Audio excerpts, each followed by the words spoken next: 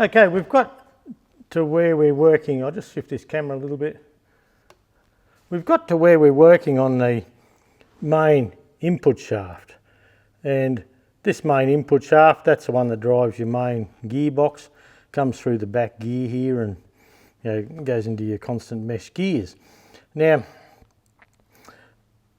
I have a slight little mark here. There's just I've tried to polish it out, but there's just you can just feel it, but I can't get one of these. So what I'm going to do is I'm going to take a gamble on this one. So it's pretty good, but it's just not perfect. So we're going to put a bit of grease over there, and it seals inside this main shaft. So it goes up the back of this PDO input shaft and seals there, and it has this bearing on it, and it seals on that smaller seal that we put in up the back there. So it's not 100%, but look, I'm confident it'll be okay. Now, I suppose what you have to keep in mind is when you're driving the tractor along and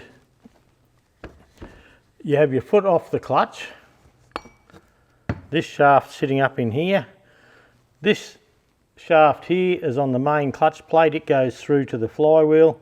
This one here is on your secondary stage that drives your PDO. So when you're driving along working without your foot on the clutch, these are all turning together. They don't turn at different rates or anything like that. The engine, the clutch, whilst your foot's on the clutch, off the clutch, I'm sorry, and the clutch is engaged, these all turn together. So when you put your foot on the clutch to change gears, if you only go to the first stage, this will do engine speed and this will slow down. And then if you put it all the way down into the second stage, well look, if you're moving along the road, they'll be going at different paces, but if you're just putting your foot on the clutch and taking off, they'll all be going at the same pace. So I'm willing to risk it. Look, it's not bad. If it was real bad, I wouldn't go ahead with it. But the other thing that's in our favour is on the bearing here, it's shielded one side and not the other. So I'm going to put the shielded side this way, Lance. I'm going to put the shielded side this way, so the lubrication from the gearbox gets into here and the splash feed from everything gets into the bearing. But this shield here, this seal, it'll just help a little bit anyway. Oh, before you do, put your circlip on. Your circlip goes on first, then this goes with the shield up. So I'll give that a little bit of a bump on, and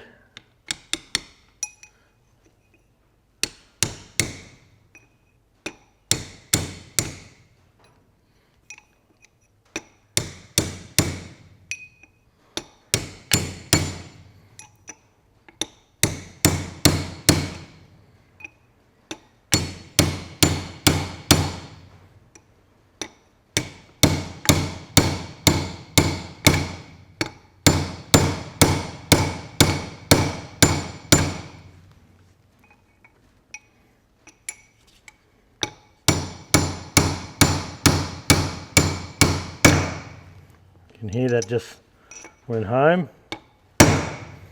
And we only want to hit the inside, that's where the load is. And then there's a snap ring here. The snap ring comes down over the top. Now, you can see the snap ring. See, it's the edge on the snap ring here is facing that way, and so is this one. So that's the correct way to put it on, so we can grab the sharp edges. If we put it the other way and it has the taper going like this, when we go to put this on, we can't get it all the way down, it wants to slip off.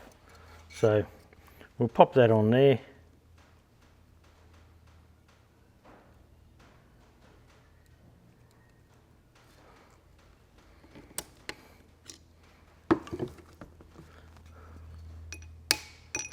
There we go.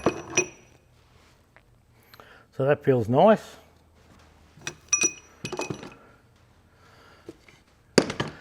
So we can get our whole assembly now and bring this shaft up nice and carefully.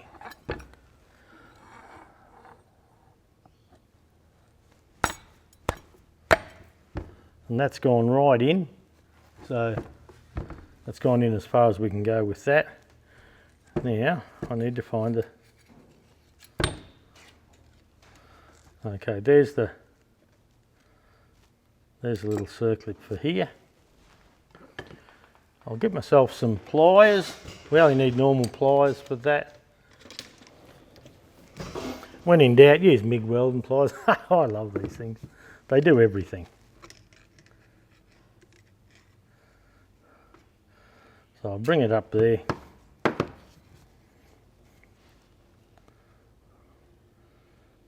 Squeeze them together. Fit them into the groove.